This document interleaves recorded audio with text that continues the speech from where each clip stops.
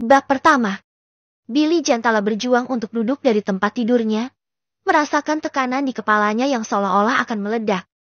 Di mana ini? Apakah ini tempat yang sama? Dia memandang bangunan bata yang usang di depannya, merasa agak familiar. Tadi malam aku mabuk di toko, bukan? Bagaimana bisa aku berada di sini? Apakah ini mimpi? Ketika Billy masih bingung, tiba-tiba pintu ruangan terbuka dan seorang wanita muda masuk ke dalam. Wanita itu tinggi, dengan rambut yang dikuncir dua, mata bulat berbinar, hidung mancung, wajah cerah, dan bibir merah mereka. Dia mirip dengan Saigita Hana, wanita dari masa lalunya. Hana. Billy terkejut, menatap wanita di depannya dengan tidak percaya, yang tampaknya sedang berbicara dengannya. Kau sudah bangun?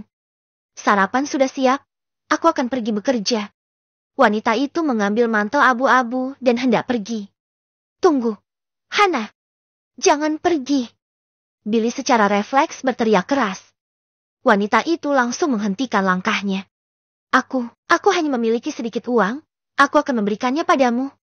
Setelah mengucapkannya dengan gemetar, wanita itu menarik 2 lembar uang kusut dari sakunya dan melemparkannya ke atas meja. Tatapan sedih terpancar di matanya sebelum dia pergi tanpa melihat ke belakang.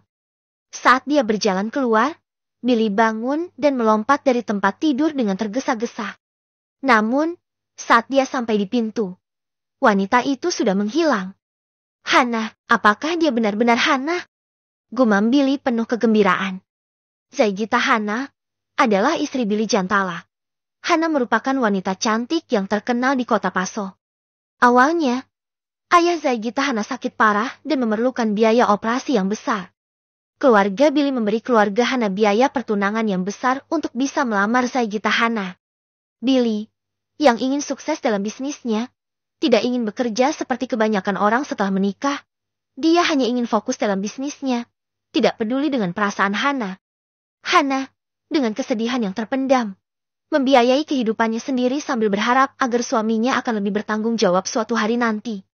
Ketika bisnis Billy gagal dan memiliki banyak hutang, Hana tetap setia mendampinginya, hidup dalam kekurangan dan kesederhanaan. Ketika Billy mulai menyadari kesalahannya dan akhirnya bekerja keras di pabrik untuk mendapatkan uang, kehidupan mereka berdua mulai membaik. Namun, Hana mengalami sakit parah karena terlalu memaksakan diri untuk bekerja dan akhirnya meninggal dunia. Keputusan yang diambil Billy menyisakan rasa penyesalan yang mendalam. Tetapi tragedi itu sudah terjadi dan tidak dapat diubah. Billy mencoba bangkit dari masa lalunya yang pahit. Dia tidak lagi bermimpi menjadi bos. Sebaliknya dia bekerja keras di kota besar. Tetapi setiap kali malam datang, dia masih terjebak dalam kesedihan dan menangis sendu mengingat dosa-dosanya di masa lalu. Hana, kau masih membenciku, kan?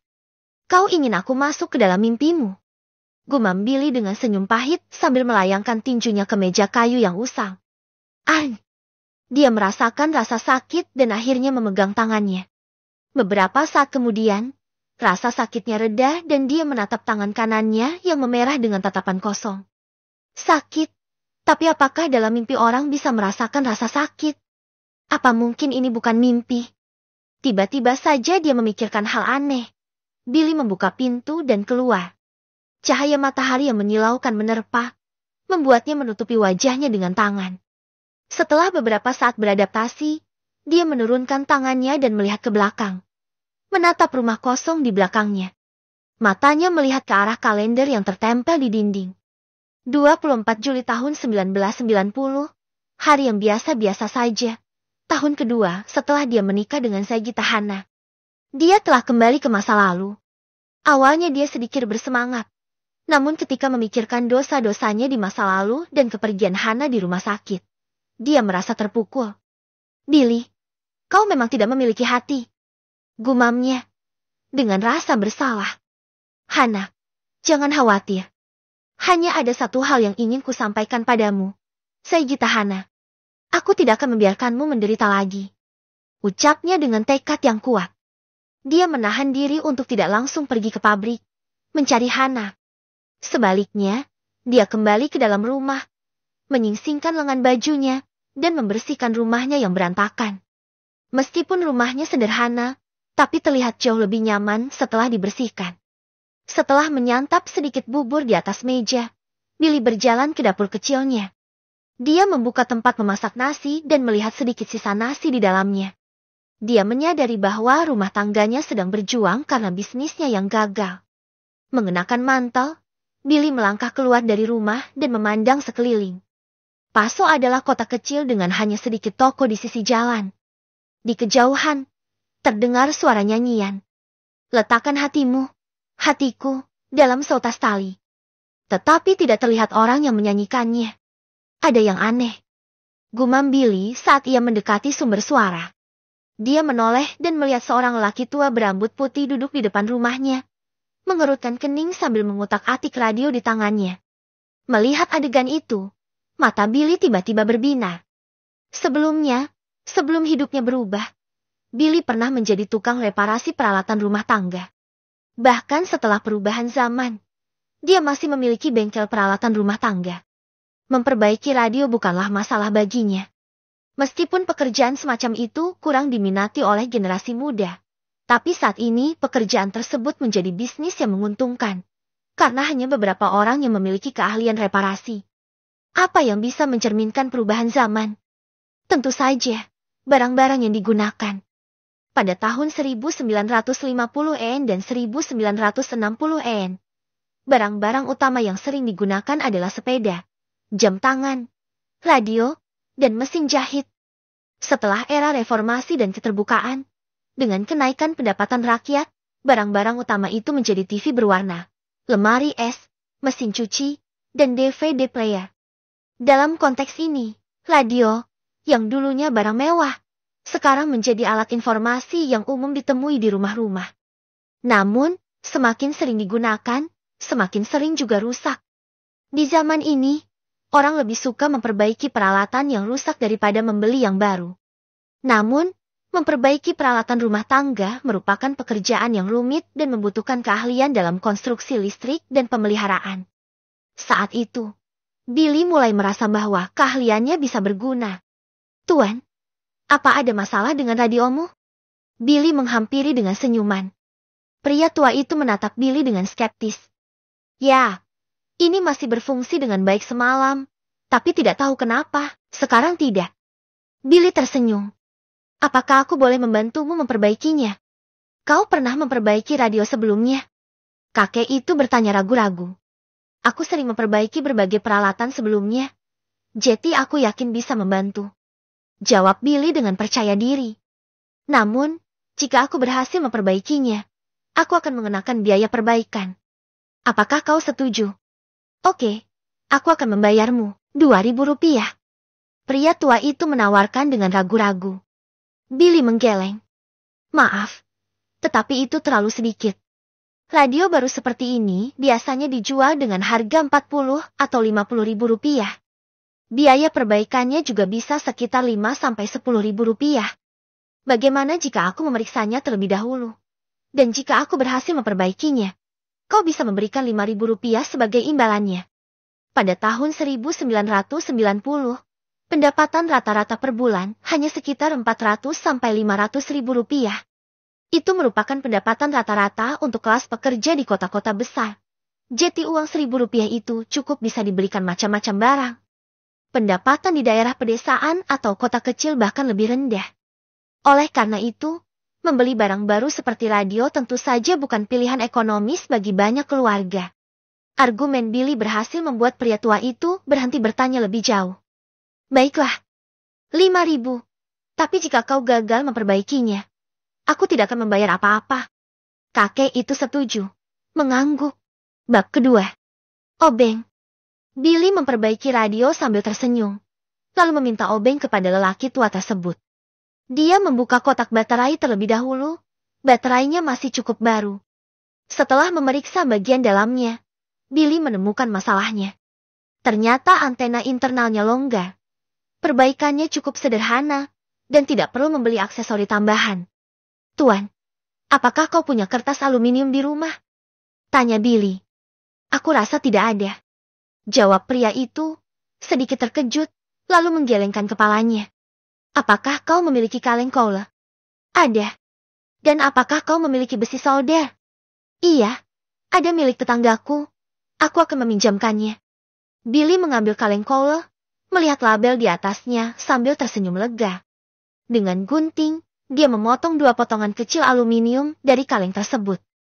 Setelah membongkar radio dan mengganti 2 potongan aluminium yang awalnya terhubung ke antena, Billy memasang kembali komponen radio tersebut. Ada suara gemerisik yang langsung terdengar di radio. Billy menggoyangkan antena dan mulai menyetel saluran. 19 Agustus akan ada konser di Pavilion Merah. Ini. Suaranya tidak begitu jelas karena ada gangguan sinyal terus-menerus, tetapi lelaki tua itu sangat senang mendengarnya. Tuan, bagaimana? Sudah aku perbaiki? Tanya Billy sambil tersenyum. Dengan senang hati, lelaki tua itu mengambil radio kembali dan memberikan uang 5.000 rupiah sebagai tanda terima kasih. Baiklah, anak muda. Ini untukmu. Billy mengambil uang itu dan memegangnya erat-erat di tangannya. Itu bisa dianggap sebagai uang pertama yang dia hasilkan setelah kebangkitannya. Dan itu cukup berkesan. Ngomong-ngomong, anak muda, TV-ku juga mengalami masalah. Bisakah kau memperbaikinya? Tanya lelaki tua itu dengan ekspresi penuh harap di matanya. Sebentar, aku pertimbangkan dulu. Melihat kondisi rumah lelaki tua itu cukup baik, Billy mengangkat alisnya sedikit dan memberikan anggukan singkat. Lelaki tua itu membawa Billy ke dalam rumahnya, di mana ada TV hitam putih di lemari, ditutupi dengan kain bermotif bunga. Billy dengan sopan memberi saran. Tuan, sebaiknya kau tidak menutupi ventilasi TV. Tidak apa-apa, ini untuk menghindari debu. Aku hanya menutupi bagian atasnya. Ucap lelaki tua itu menjelaskan. Billy tersenyum. Tuan, pendinginan TV ini bergantung pada lubang ventilasi di belakang. Jika semuanya ditutup, itu akan menghambat sirkulasi udara dan mempercepat penuaan. Baiklah, aku akan mendengarkan saranmu dan segera melepaskan kainnya. Lelaki tua itu sepertinya yakin bahwa Billy adalah seorang ahli, dan dia segera melepaskan kain tersebut. Setelah dinyalakan, TV tersebut menampilkan garis vertikal terang di sisi kanan layar. Meskipun garis ini tidak mengganggu tampilan, tetapi agak mengganggu untuk dilihat. Ujar lelaki tua itu dengan suara lemah. Billy, yang berpengalaman, langsung menimbang-nimbang 3 kemungkinan di dalam pikirannya. Namun, untuk mengetahuinya dengan pasti, dia harus memeriksa TV tersebut. Setelah dengan cekatan membuka penutup belakang TV, Billy dengan cepat mengetahui masalahnya. Salah satu sambungan solder telah lepas. Untungnya, besi solder masih tersedia, sehingga perbaikannya menjadi lebih mudah. Tuan, biaya memperbaiki TV dan radio berbeda. Ucap Billy. Lelaki tua itu sudah sadar akan hal tersebut. Setelah mengetahui bahwa Billy memang memiliki keterampilan untuk memperbaikinya, lelaki tua itu pun berkata, Anak muda, berapa yang kau minta? 10.000 rupiah. Jawab Billy dengan tegas. Lelaki tua itu tidak menawar harga tersebut dan segera menyetujui. Beberapa menit kemudian, Billy berhasil mengatasi semua masalah yang ada di TV itu, lalu menyalakannya. Sekarang, garis vertikal di layar telah hilang, dan semuanya kembali normal. Di TV acara, Animal Planet diputar, tetapi Billy kehilangan minat setelah melihatnya sebentar.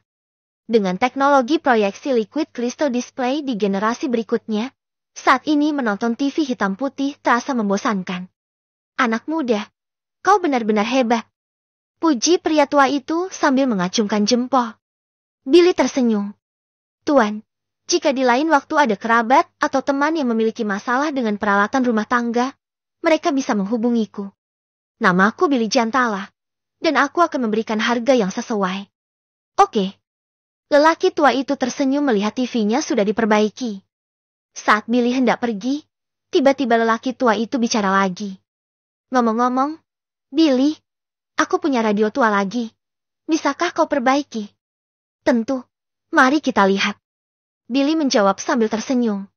Mungkin telah menebak pikiran pria tua itu. Setelah itu, pria tua tersebut mengambil radio tua dari kamarnya. Bagian atasnya banyak yang sudah berkarat. Sudah rusak selama beberapa tahun. Apa menurutmu masih bisa diperbaiki? Tanya lelaki tua itu sambil tersenyum. Billy melihatnya dan menggeleng. Ada banyak suku cadang yang harus diganti. Lebih baik kau membeli yang baru. Mendengar hal itu, lelaki tua tersebut pun tampak sedikit kecewa. Tiba-tiba, Billy berkata, "Tuan, aku bisa membelinya. Maukah kau menjualnya padaku? Kau berani bayar berapa?" Tanya lelaki tua itu. 2.000. Jawab Billy sambil mengangkat 2 jari. Terlalu murah. Lelaki tua itu terlihat enggan. Dengan cepat Billy berkata, "Aku ingin membeli dan membongkar bagian dalamnya. Jika masih tidak bisa diperbaiki, aku akan membuangnya." Sejenak lelaki tua itu tampak ragu, tapi kemudian mengangguk setuju. "Baiklah, kau boleh membelinya.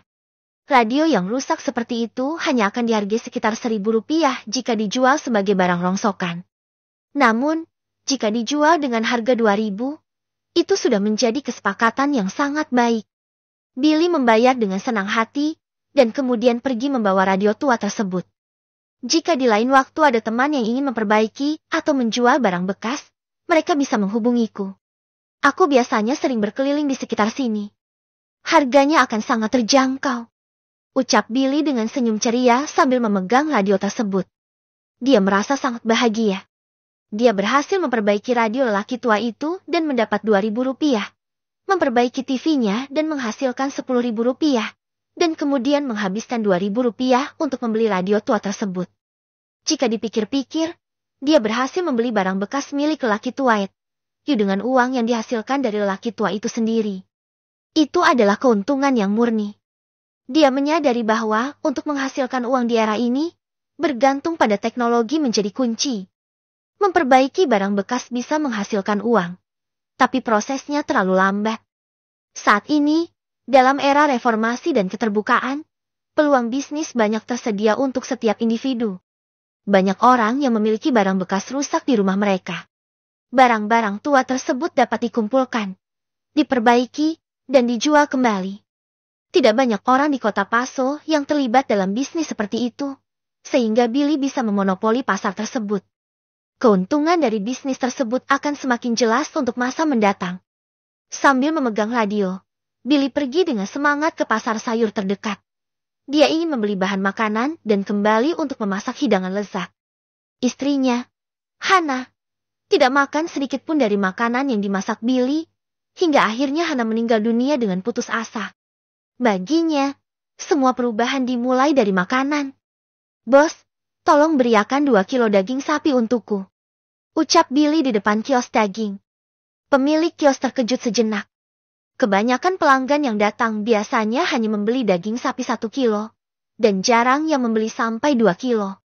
"Baiklah, harga 1 kilonya Rp3.000, ucap pemilik toko itu sambil memotong daging dan segera membungkusnya. Harga itu membuat Billy kaget. Mungkin sulit dipercaya bagi orang yang belum mengalaminya bahwa daging sapi dijual dengan harga segitu. Setelah lebih dari 20 tahun, harga daging telah meningkat hampir 20 kali lipat. Sayangnya, kenaikan upah tidak sebanding dengan kenaikan harga. Di kehidupan sebelumnya, Billy tidak terlalu menghargai lingkungannya, hingga pada akhirnya dia harus menjalani kehidupannya sendirian. Namun, dalam kehidupan ini, dia memutuskan untuk mengubah arah hidupnya dan memulai hidup yang berbeda sepenuhnya. Bab ketiga.